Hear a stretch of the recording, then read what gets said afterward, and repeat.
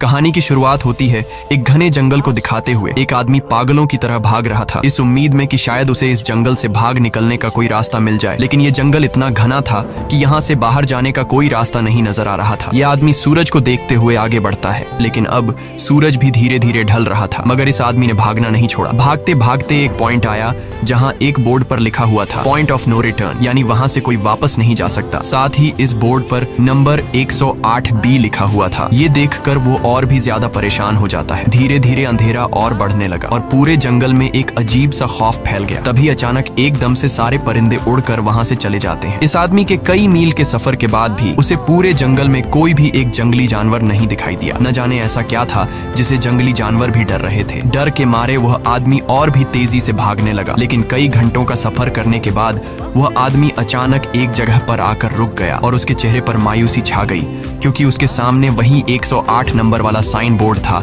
जिस पर लिखा हुआ था पॉइंट ऑफ नो रिटर्न। अब आदमी को समझ आया कि चाहे मैं जितना भी भागूं पर इस जंगल से निकल नहीं सकता, इसलिए अब वो वहाँ छुपने की जगह ढूंढने लगा। लेकिन वहाँ उसे छुपने के लिए कोई सेफ जगह नहीं मिली, इसीलिए अब वो पेड़ के ऊपर चढ़ जाता है। पर तभी उस पेड़ की टहनी टूट गई, जिससे वो आदमी काफी ऊंचाई से नीचे जमीन पर आ गिरा। पेड़ से गिरने के बाद वो बहुत ज्यादा जख्मी हो चुका था। उसे काफी गहरी चोटें आई। इससे पहले कि वो बेहोश हो जाता तभी अचानक जमीन हिलने लगी और अजीब सी गुराने की आवाजें आने लगी। वो आवाजें सुनकर आदमी के गले में सांसें अटक गई। तभी अचानक कोई उसे खींच कर ले गया। खींचने वाला कौन था ये नहीं दिखाया गया, लेकिन हमें उस आदमी की दर्द भरी चीखें सुनाई दी गई। इस इंसिडेंट के 6 दिन बाद हमें शहर में मीना नाम की एक लड़की को दिखाया जाता है जो एक बर्ड शॉप में काम करती है। तभी उसका बॉस आता है और मीना को एक गोल्डन पैरट को शहर से दूर एक जू में डिलीवर करने का ऑर्डर देता है। मीना बॉस की बात को मानते हुए अब उस पैरट को डिलीवर करने जाती है। मीना गाड़ी में बैठकर अपने मोबाइल में उस जू का लोकेशन सेट कर लेती है और अपने सफर पर निकल पड़ती है। शहर से बाहर निकलने के बाद वो एक बोर्ड पर बहुत सारे लोगों के मिसिंग फोटोज देखती है, यानी वहाँ पर कई सारे लोग गायब हो चुके थे। लेकिन मीना उन पर ज्यादा ध्यान नहीं देती और आगे बढ़ने लगती है। आगे बढ़ते दौरान मीना शॉर्टकट लेते हुए जंगल के रास्ते से गुजरती है ताकि वो जल्दी से इस पैरट को जू तक डिलीवर कर दें, और वो पहुंच गई जंगल के बीचों बीच। ये वही जगह है जहां हम पहले एक आदमी को गायब होते देख चुके हैं। वहां आकर मीना बुरी तरह से फंस चुकी थी। वो अपने मोबाइल पर मैप देखती है, लेकिन वहां मोबाइल के सिग्नल नहीं आ रहे थे और उसके कार का रेडियो भी काम नहीं कर रहा था। मीना अब वहां से वापस निकलने लगी, लेकिन अब उसे वहां से बाहर निकलने का रास्ता समझ नहीं आ रहा था। थोड़ी देर बाद मीना की गाड़ी भी खराब हो गई। मीना गाड़ी से बाहर निकलती है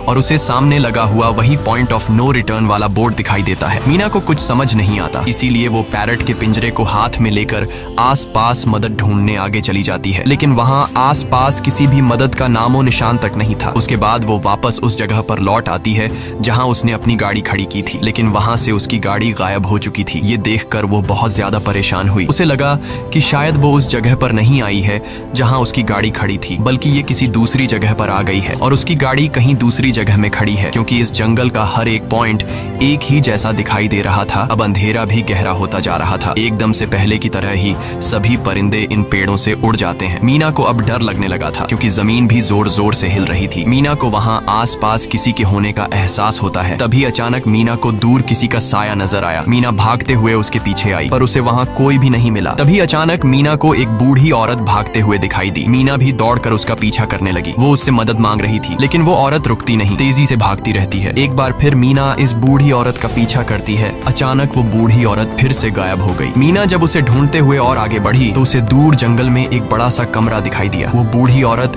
उस कमरे के दरवाजे को खोलकर मीना से कहती है, अगर जिंदा रहना चाहती हो तो जल्दी से अंदर आओ। ये सुनते ही मीना बिना सोचे समझे दौड़ते हुए उस कमरे की तरफ गई। मीना के अंदर आते ही उसने गेट को लॉक कर दिया। मीना देखती है कि ये कोई अजीब सा कमरा है जिसमें एक बहुत बड़ा सा मिरर लगा हुआ था। उस बूढ़ी औरत के साथ यहाँ 2 और लोग भी थे। मीना घबरा कर उन लोगों से पूछती है, ये कौन सी जगह है? इस पर उस बूढ़ी औरत ने जवाब दिया कि इस जगह को हम दी कोब कहते हैं। मेरा नाम है मैडलन, ये लड़की है कियारा और इस लड़के का नाम है डेनियल। बूढ़ी औरत मीना से कहती है कि अभी बातचीत का वक्त नहीं है, तुम जल्दी से हमारे साथ मिरर के सामने खड़ी हो जाओ, क्योंकि कोई हमें देखने आने वाला है। मीना पूछती है आखिर हमें कौन देखने आ रहा है? तो वो बूढ़ी औरत उससे कोई जवाब नहीं देती। एकदम बाहर से अजीब सी आवाजें आने लगी। मीना डर के मारे पूछती है कि ये आवाज किस चीज की है। तो कियारा मीना को बताती है कि इन्हें हम वॉचर्स कहते हैं। वे शीशे के दूसरे ओर से हमें देख रहे हैं, पर हम उन्हें नहीं देख सकते। वे हर रात सूरज ढलने के बाद यहाँ आते हैं और हमें देखते रहते हैं जब तक सुबह का सूरज नहीं निकल आता। तभी शीशे के दूसरी तरफ से शोर आने लगा। मीना पूछती है, ये शोर कैसा है? उस बूढ़ी औरत ने बताया कि वॉचर्स तुम्हारे आने से खुश हैं, तुम्हें यहाँ देखकर तालियां बजा रहे हैं। मीना बुरी तरह से कंफ्यूज थी। वो जल्द से जल्द यहाँ से निकलना चाहती थी। मैडलिन जिन्हें वॉचर्स कह रही थी, न तो अब तक मीना ने उन्हें देखा और न ही किसी और ने देखा था। रात गुजर जाती है। सुबह होने पर ये लोग उस जगह से बाहर निकल आते हैं। मैडलिन बताती है कि वे वॉचर्स सिर्फ रात में ही बाहर निकलते हैं। दिन के वक्त हम लोग जंगल में आजाद घूम सकते हैं। मीना रात भर यही सोच रही थी कि कब सुबह होगी और जल्दी से मैं इस जंगल से बाहर निकल जाऊं। इसीलिए वह फौरन जंगल से बाहर निकलने का रास्ता ढूंढने लग जाती है। तब मैडलिन बाकी सबको उसे रोकने से मना कर देती है, जैसे कि वह जानती हो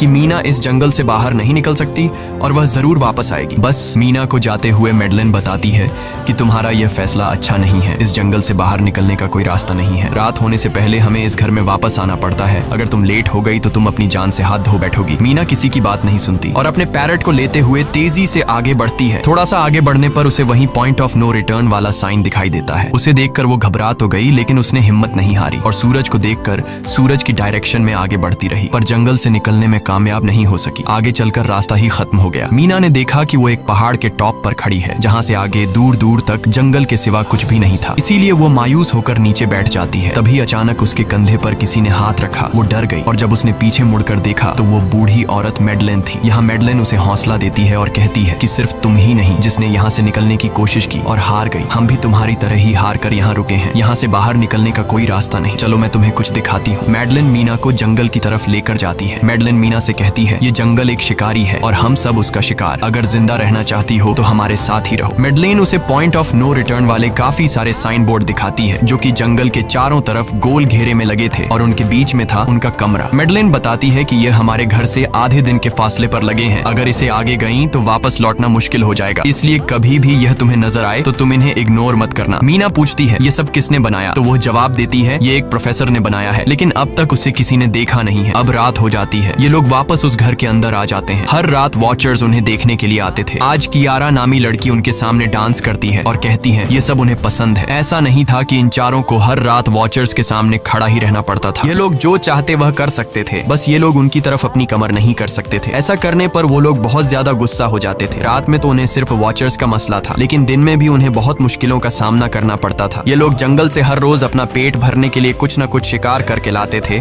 जिससे उनका गुजारा हो जाता। अगले दिन कियारा और मीना दोनों जंगल में शिकार करने जाती हैं। मीना कियारा से पूछती है कि आखिर ये वॉचर्स चाहते क्या हैं? कियारा बताती है, मुझे भी कुछ खास नहीं पता, लेकिन मैडलाइन कहती है कि ये वॉचर्स हमें देखते हैं, हमें ऑब्जर्व करते हैं, लेकिन अगर हमने वॉचर्स को देखा तो हम पागल हो जाएंगे, क्योंकि वॉचर्स बहुत ही खूंखार दिखते हैं। कियारा अब उसे एक गड्ढा दिखाती है और कहती है, ऐसे बहुत से गड्ढे इस जंगल में मौजूद हैं। दिन के वक्त सारे के सारे वॉचर्स उन गड्ढों में रहते हैं और रात में वो यहाँ से बाहर निकल आते। दिन के वक्त ये लोग इसलिए बाहर नहीं आ सकते क्योंकि सूरज की रोशनी उनकी स्किन जलाती है। कियारा मीना को बताती है कि वो 5 महीने पहले अपने पति के साथ इस जंगल में आई थी और तब से वो दोनों यहाँ फंसे हुए थे, पर आज से 6 दिन पहले मेरा पति जंगल में रास्ता ढूंढने निकला है। मुझे उम्मीद है कि वो जरूर वापस आएगा और हम सबको यहाँ से सेफली ले जाएगा। यहाँ हमें मालूम होता है कि असल में कियारा का हस्बैंड वही आदमी था जिससे हमने मूवी के स्टार्ट में देखा था, जिसे कोई यहाँ से खींच कर ले गया और अब वो मारा जा चुका है। इस तरह से बातें करते हुए ये दोनों कमरे के पास वापस लौट आए। यहाँ मैडलिन ने मीना को 3 रूल समझाती है जिंदा रहने के लिए। सबसे पहला ये कि वो रात के वक्त घर का दरवाजा नहीं खोलेगी। दूसरा, रात में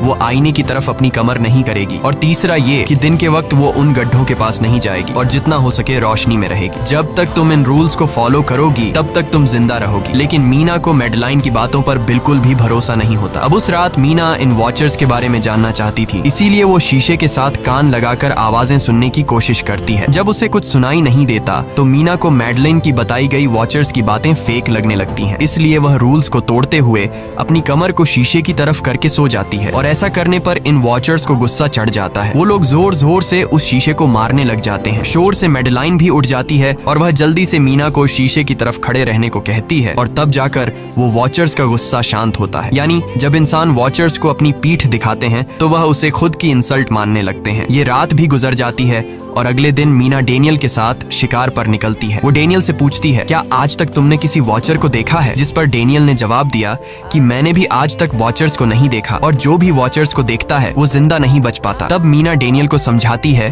कि मुझे लगता है कि ये सब मैडलाइन की बनाई हुई कहानियां हैं जिसके अंदर वो हमें फंसा रही है। हमें जरूर उन गड्ढों को जाकर चेक करना चाहिए, शायद हमें यहाँ से बाहर जाने का कोई रास्ता मिल जाए। डेनियल भी यहाँ रहकर बहुत ज्यादा तंग हो चुका था और वो भी किसी तरह से रास्ता ढूंढकर इस जंगल से भाग निकलना चाहता था, इसलिए वो मीना की बात मान लेता है और वो दोनों गड्ढे के पास पहुंच जाते हैं। अब मीना अपने आप को रस्सी से बांधकर इस गड्ढे के अंदर उतरती है। रस्सी का दूसरा सिरा डेनियल ने पकड़ा हुआ था ताकि अगर मीना को कुछ भी हो वो जल्दी से मीना को बाहर की तरफ खींच ले। मीना नीचे गड्ढे में पहुंच जाती है जहां